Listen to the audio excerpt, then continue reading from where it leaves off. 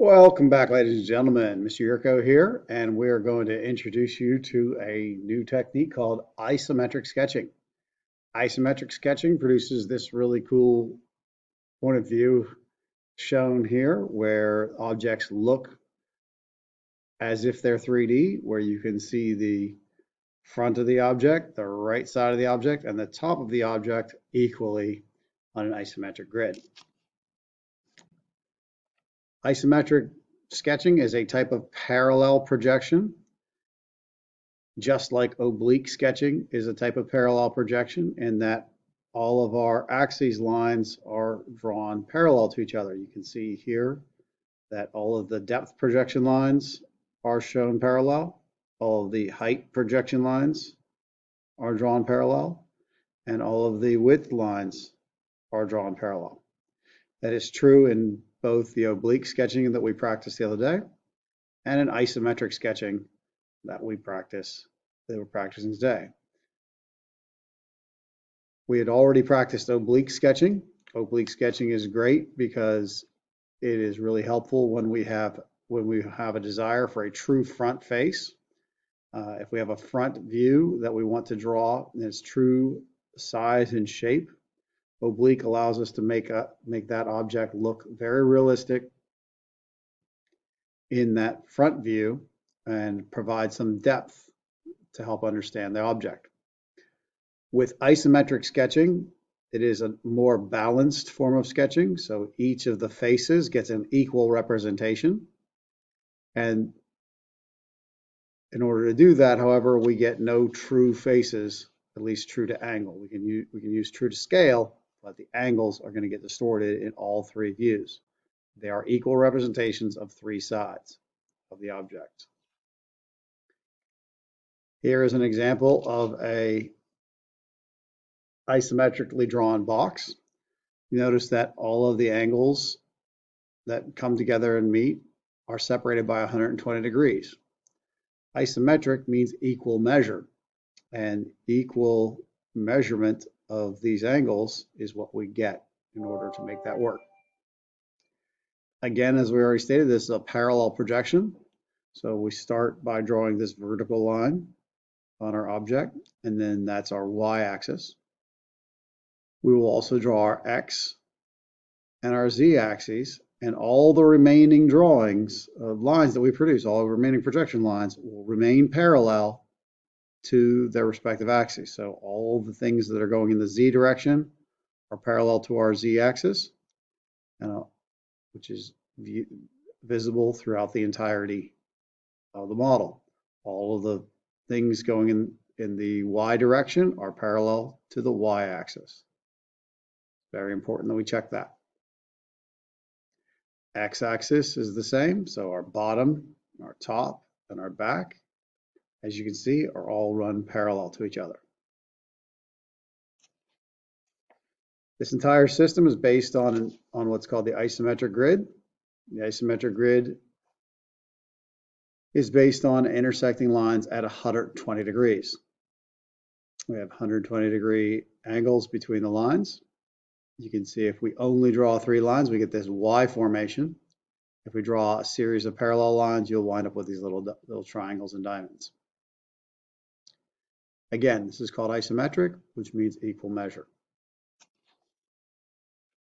Now, what the heck does this look like in practice? Well, I'm going to need a triangle to make this work on blank paper. I'm going to include a link to a video on how to make this simple triangle in the description.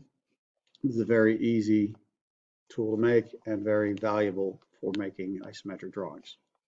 First thing we're going to do is we're going to turn our triangle and line up the 90 degree corner with the top of our page so that we can draw a vertical line.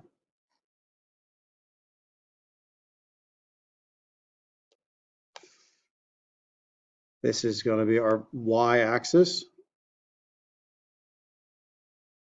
for our drawing.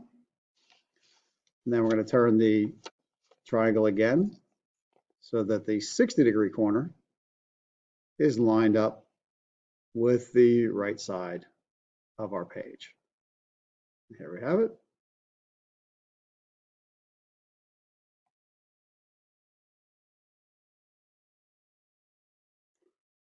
And then we're going to turn the triangle again so that the 60-degree is lined up with the left side of the page.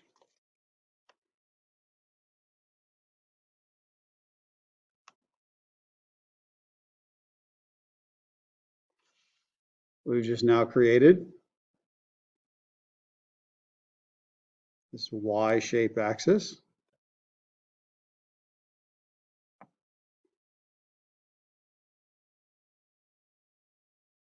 And now we have our Y-axis, our Z-axis, and our X-axis in our 3D space. To turn this into a solid object, we just need to repeat that process. We'll draw a vertical line to represent the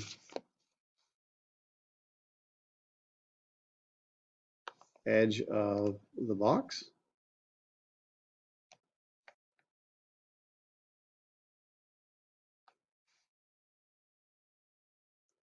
And then we'll draw, this is again along our Y-axis, and we're going to draw the bottom of our box parallel to the X-axis. Slide this on down, make sure we're lined up on the edge.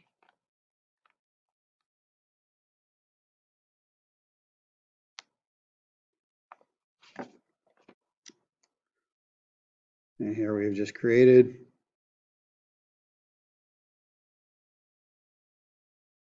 the front face of our cube.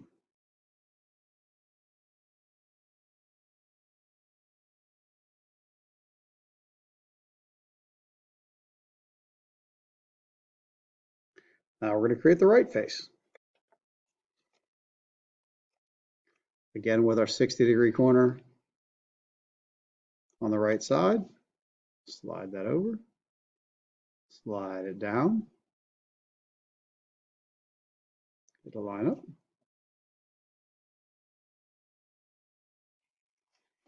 And then lining my triangle up with the top edge, slide it over, connect. Now we have the right face.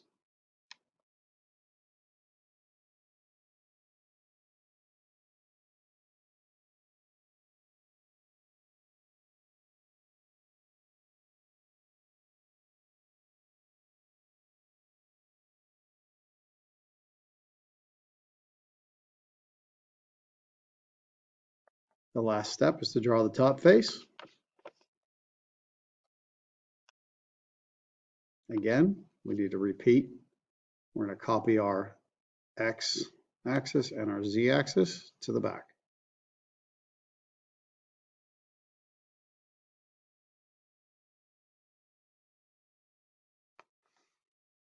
Notice with my construction lines, I'm not worried about being too long. We can shorten them later.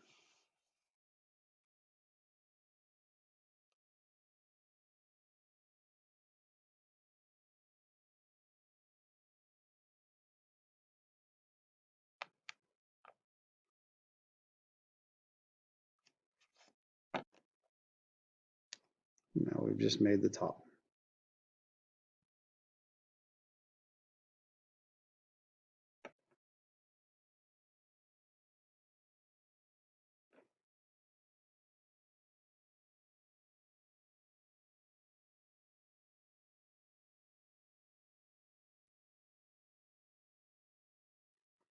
And there you have it. That's how you make an isometric box. Once you've practiced and created your isometric boxes, you can make them bigger and smaller and add and start modifying them to make all sorts of different things.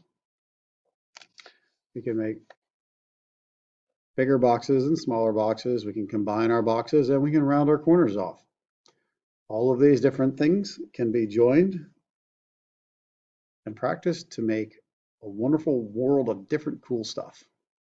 Have fun and enjoy drawing.